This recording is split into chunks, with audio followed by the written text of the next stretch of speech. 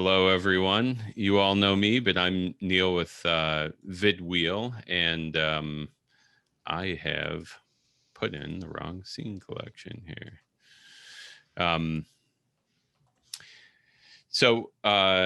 What I want to talk about tonight is the secret to better virtual presentations, production value.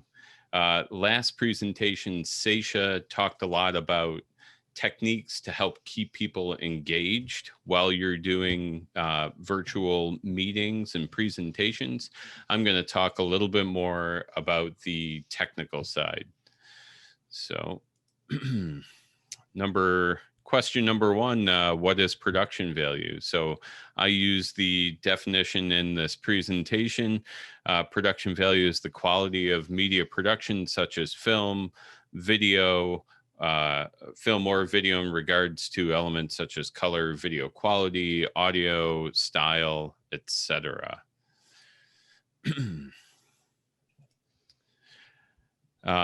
In this presentation, we're going to cover why production value is important. We're going to take a look at a couple examples of demo presentations, and we're going to look at how to improve your own production value, even with the gear that you have now. So why does production value matter? It's important, especially these days, to look the part while you're on a video call doing a presentation. You wouldn't show up to a sales pitch in your pajamas, and production value is the same thing. It conveys a level of professionalism that is more expected than it was, say, a year ago. It's also a great way to get noticed. Utilizing some of the techniques that we'll look at today will make your presentation info more memorable and more clear. It also will help you differentiate yourself or stand out from your competitors. If you're going back to back with a competitor and you put a presentation that's got a little more production value in it, you're going to be the better looking presentation. Hello, everyone. So Thanks I mentioned at the beginning that we're going to look at some examples.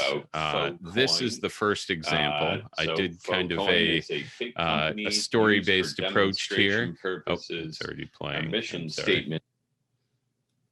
Autoplay. We did a little bit of a story-based approach here. I created a faux presentation deck for a fake company called Faux Coin. Imagine that you're speaking to a group of peers, just like this one here. It's a virtual presentation because you're leveraging that newfound reach that you've found is possible through using video instead of person-to-person meetings. And you're interacting with companies across the country. So let's say this presentation is for a group in Florida. You throw together a quick deck, you flip on your webcam and go. And now, because that was auto playing, we were getting audio, right? Just want to make sure that I'm not doing them. Hello, everyone. Here. Thanks for being here. I want to tell you a bit today about Faux Coin. So Faux Coin is a fake company used for demonstration purposes. Our mission statement is to do great things. And here are some of the things we can do for you. We can make more sales. We can get you more free time. We can do whatever you want. Please buy now. Okay. Hello, everyone. Do that again. All right. So the info is all there. Your product looks great. You have that cool market graph. But nothing comes out of your presentation. It didn't have the impact that it could have had. So what's the solution? Production quality. Determined to stand out in your next presentation, you sink some time and consideration into making your presentation high quality and making it stand out, making it a little more sticky. So you add some production quality. So this is actually just a recording of a video feed that you could pump into a Zoom meeting, just like I'm doing here. The last one was actually a Zoom recording. So here's the same presentation with a little more consideration for production value. Hello, today I would like to tell you about the company Focoin. This is a really exciting company because our mission statement is to do great things. And what we can do for you, we can make more sales happen for you. We can get you more free time. We can basically do whatever you want. So you should buy now. So what did I change? Essentially, I filled the frame, which is something I know a lot of the people in the network have heard me talk about quite a bit. I addressed the camera. I improved the audio and video quality, and I added fancy graphics. You may be thinking that's great, but I don't have the technical skills to change my pitch to something like that. And, not to get pitchy here, but that is what we set up the vidwheel creator network for. We can get you up and running, making high quality presentations like that second version versus just the typical share your screen and go on Zoom. But even if you don't go that route, you can make a lot of the improvements that we showed there to your production value by utilizing a few best practices. The first thing I always talk to clients about is framing. I mentioned filling the frame. Filling the frame is simply getting close to the camera, taking up a lot of that frame space. And that is the single simplest thing you can do to improve both your video and your audio. It'll help with all aspects of your video feed. Being close to the webcam, it's going to help your camera deliver the best image possible. It's also going to help your audio quality, because one of the biggest issues audio wise is that people are just too far away from the mic. And additionally, in a meeting like this one with a lot of people in it, filling the frame can help you get noticed. So if you can look at the feeds and kind of see who's noticeable even when we're in the little video feeds and who's maybe less so. The next thing to look at the difference between these two setups is background. You want to obviously use a clean background or a virtual background. I created an extreme example here, piling up cables and boxes and stuff in the webcam one. But all that stuff in the background's distracting. It certainly doesn't do anything for your professionalism. So, keep it simple, keep it clean if you're going to do presentations. And your background doesn't have to be as empty as the one that I typically am in front of, but, keep it orderly and uncluttered. And finally, be sure to address the audience whenever possible. The trick I typically use is to minimize the size of the video feed of whoever I'm talking to, and I move that video window right below my webcam lens. The closer you can get the video window of the person you're talking to your webcam lens, the more it's going to look like you are looking them in the eye. Here's a lineup of some of what we already talked about. We'll move on to audio. Audio is a pretty simple thing. If find a quiet place for any video call or presentation. I'm again going to reference filling the frame. Make sure you're close to your mic, and that'll help a lot with audio quality. And the last note I want to make is echo is a big issue in a lot of presentations, video calls in general. Large flat surfaces obviously create echo. Bringing in sound absorbent materials or even furniture to break up those big surfaces can help. And I've gone so far as to recommend draping blankets or comforters over chairs or tables to help with echo for clients. And you want to do that out of frame, of course.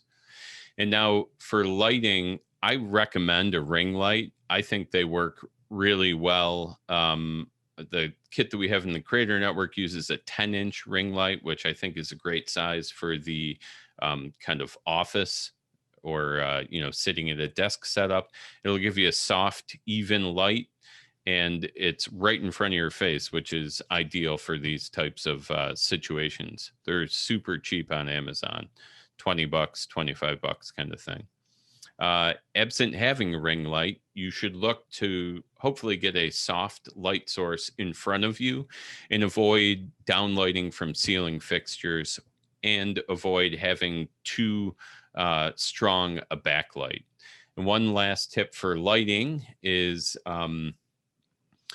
if the light you have in front of you is too harsh or causing weird reflections in your glasses, you can try turning that light around if you happen to have your desk up against a wall, and use that wall to diffuse the light. And when it comes back at you, it's going to be a lot softer. This embedded video, and I'm happy to share this presentation with anybody who wants it, has a whole bunch, these tips that I just went over and a bunch more. I made this at the beginning of COVID. It's about getting your webcam set up as best you can with the gear that you have. And those are the best practices, which are, easy to do. You could do them with the gear that you're on right now for this meeting.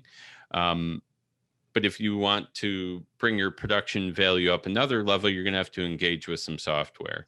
The first thing that I recommend to folks is, if you're in Zoom or any other video chat or video meeting software, ask the moderator to spotlight you, just like I am doing now and kind of talked about at the beginning of the presentation. If they spotlight you, you get a chance to address the full room and then go ahead and share your screen, so that at least you have that moment of talking to people before you end up in that little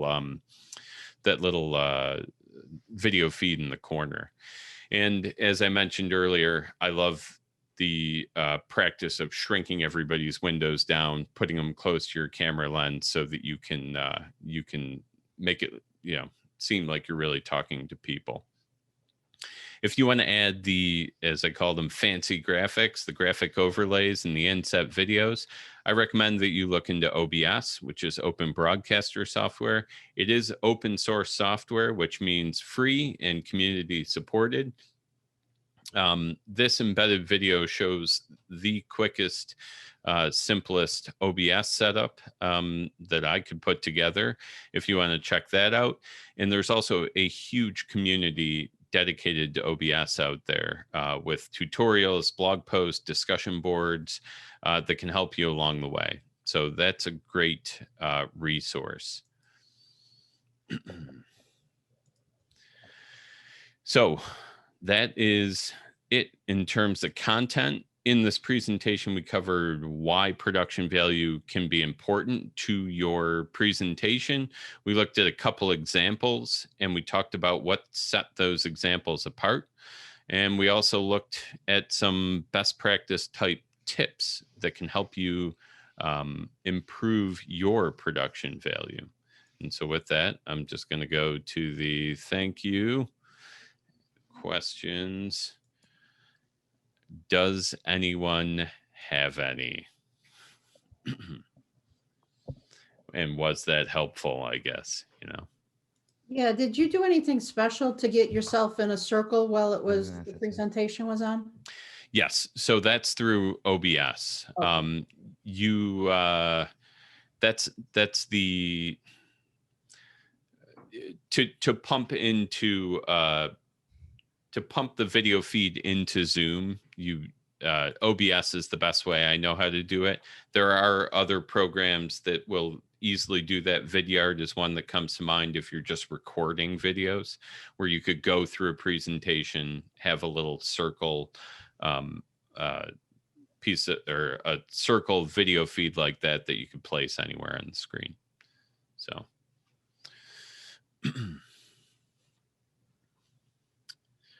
anyone else? I nailed it then, right? And, I realized right before I put this on, and I tried to explain it in the middle, I recorded those, but those were both presentations that, would have been the feed into like a Zoom meeting like this one, right? The first one was actually recorded in Zoom. Second one, I recorded the feed that would have gone into Zoom, just like what I did there, right? So, Neil, this is Dale. Can you hear me? yes.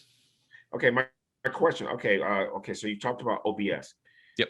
From an editing standpoint, is there a way for me to take some of my clients' commercials, incorporate them into a recorded version of OBS? As you know, I do the TV show, right? And what's happening right now is that now the whole production piece is falling into my lap.